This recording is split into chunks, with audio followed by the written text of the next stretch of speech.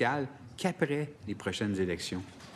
Donc, on s'inquiète. Puis on n'est pas les seuls parce qu'évidemment, la trajectoire au niveau de l'endettement a été remarquée là, par les agences de notation. Quand on regarde aussi, puis là, on va prendre l'hypothèse de base du ministre pour vraiment avoir le débat sur ça, OK? Mais quand on prend les hypothèses de base du ministre des Finances, à la fin du mandat de la CAQ, il y aura donc eu une dette nette là, okay, de 270 milliards de dollars. Quand la CAQ est arrivée au pouvoir, ce montant-là était de 174 milliards de dollars. Bon, là, on ne parlera pas des hypothèses de base au niveau du taux d'inclusion, on ne parlera pas d'hypothèses de base au niveau de la récession, on va juste prendre pour acquis que c'est tel et tel cas, là, OK? C'est 96 milliards de dollars de plus, donc près du tiers de la dette de plus du Québec en 8 ans. Puis, encore une fois, je reviens sur l'autre partie de l'équation, du contrat, M. le Président. Est-ce que les Québécois ont l'impression que les services se sont améliorés?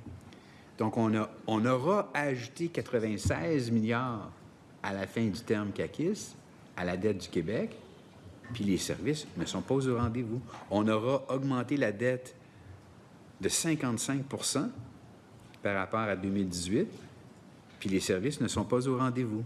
Ça a pris 60 ans pour passer d'un arrondissement en termes de dette à 174 milliards de dollars. Ça leur a pris 8 ans pour en ajouter un 96. Et je fais remarquer que oui, effectivement, il y a eu des périodes difficiles. Il y a eu, évidemment, le COVID, qui a été suivi d'une année exceptionnelle en termes de revenus pour le gouvernement. Il y a eu des périodes de croissance économique tout le long du mandat.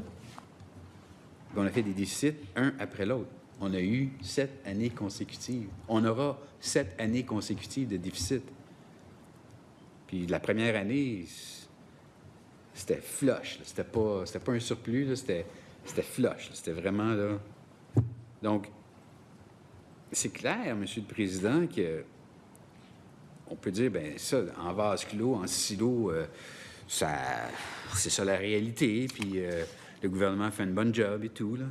Mais il faudrait quand même remarquer que de 2014 à 2018, de 2018 à 2023, l'Ontario a augmenté sa dette, elle aussi.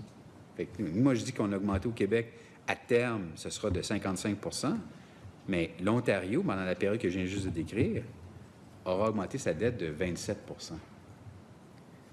Donc, on peut se questionner là, ici, là, pourquoi est-ce que l'Ontario s'endette moins rapidement que le Québec.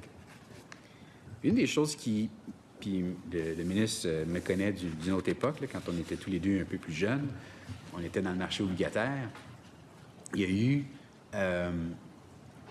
un changement là, au niveau du prix que le Québec paye pour emprunter.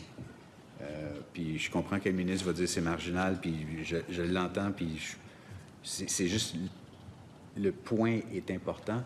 On est passé de payer moins cher que l'Ontario pour emprunter à payer plus cher que l'Ontario maintenant pour emprunter. On était capable, parce qu'on avait eu une tendance à la baisse de nos déficits, on avait eu une tendance à la baisse qui a fait en sorte que le marché rémunérait, si on peut dire d'une certaine façon, la bonne et saine gestion des finances publiques au Québec. Et ça donnait en sorte que le Québec, dans le terme de 10 ans, prenons juste le terme de 10 ans, était capable d'emprunter à un coût moins élevé de quelques basis points par rapport à où l'Ontario aurait pu emprunter au même moment. Bien, sur une dette totale du Québec, c'est des centaines de millions de dollars, M. le Président. Là. Sur 270 milliards, là, c'est beaucoup de sous en bout de piste. Là. On est passé donc de moins 2, on économisait 2 basis points. J'ai vérifié hier, on est rendu à 4,7 points de base, plus cher que l'Ontario maintenant, pour emprunter dans le terme 10 ans. Fait que ça, c'est un changement de quasiment 7 points de base. Mais 7 points de base sur 270 milliards de dollars, M. le Président, c'est des programmes complets là, qui disparaissent. Puis je parle juste en valeur relative, je ne parle pas en termes absolus, mais en valeur relative. C'est des programmes au grand complet là, qui pourraient être payés par ça.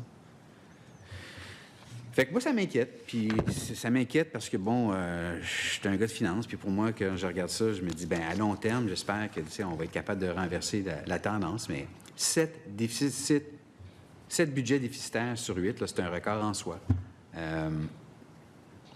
Nos infrastructures, on a augmenté le PQI, oui, c'est en ruine. Je regardais le drapeau, excusez. Je regardais le tableau que la collègue au transport a illustré tout à l'heure lors de l'échange en période des questions.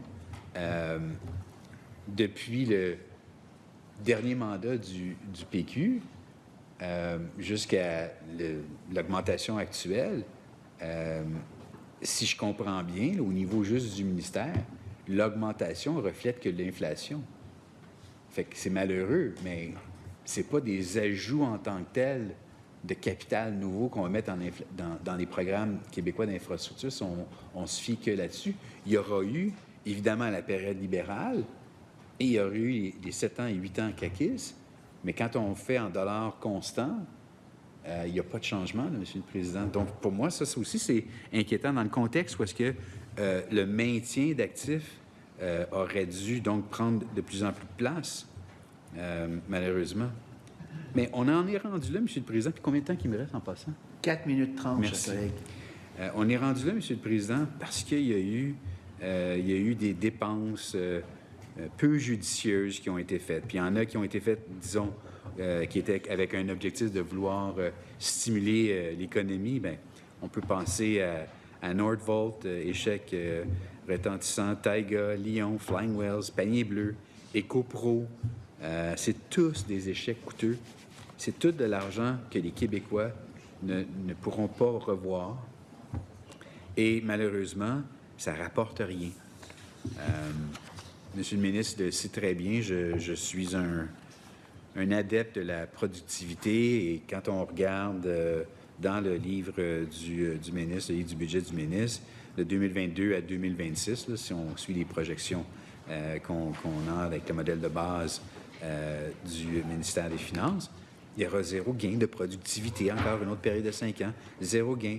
Les investissements non résidentiels, ça stagne. L'innovation, je pense qu'on s'en va dans le bon sens, mais on aurait vraiment pu être beaucoup plus ambitieux. Il faut comprendre l'ampleur du problème qu'on a, puis l'ampleur du problème qu'on a, c'est qu'on est face à un voisin aux États-Unis qui met près de 3 2,8 de son produit intérieur brut, toutes sources de financement confondues, dans la recherche et développement pour en arriver à avoir de l'innovation. Et puis nous, ben, on flirte avec le 1,3 Donc, on est vraiment en retard par rapport à ça.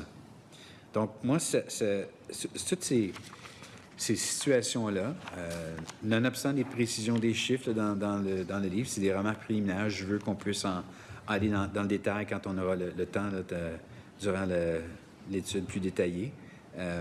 Mais je pense que c'est important qu'on considère la marge de manœuvre, puis peut-être être capable aussi de mettre en place des mesures avec des objectifs clairs qui sont vraiment bel et bien quantifiés. J'ai en tête le projet de loi 85 qui n'est pas du tout relié là, au ministre des Finances, je sais très bien. Mais pour créer un bon environnement d'affaires, il faut que les gens puissent se sentir investis, hein? Qu'il y ait une impression que le gouvernement comprend les enjeux au niveau de la paperasse puis de la réglementation.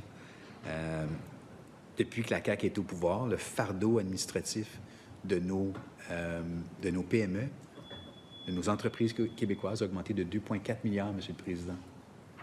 Puis là, on a eu le 5e projet de loi du gouvernement de la CAQ pour réduire le fardeau avec un objectif de 20 millions. 20 millions sur 2,4 milliards. Ça ne bougera probablement même pas l'aiguille, M. le Président. Fait qu'il faudrait qu'on ait au moins des objectifs un peu plus ambitieux. Je ne dis pas là, qu'on devrait sortir la tronçonneuse puis ressembler à Elon Musk, là, mais je pense qu'il y a quelque chose entre les deux qui pourrait quand même définitivement aider le milieu d'affaires. Parce qu'on va en avoir de besoin, notre milieu d'affaires. On va avoir besoin d'avoir au Québec une économie qui va être en croissance et productive, innovante. Donc, écoutez, on avait parlé, nous autres, évidemment, du directeur parlementaire du budget.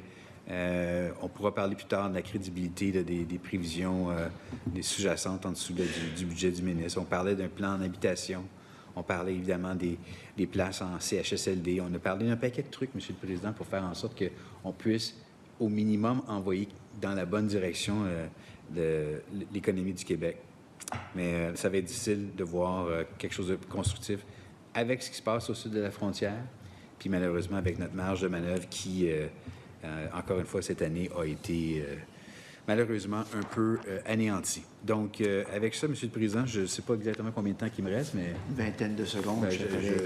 Je vais donc conclure en disant que j'ai bien hâte de pouvoir, et j'apprécie la présence du ministre, on va pouvoir discuter plus en détail du budget. Merci. Merci à vous.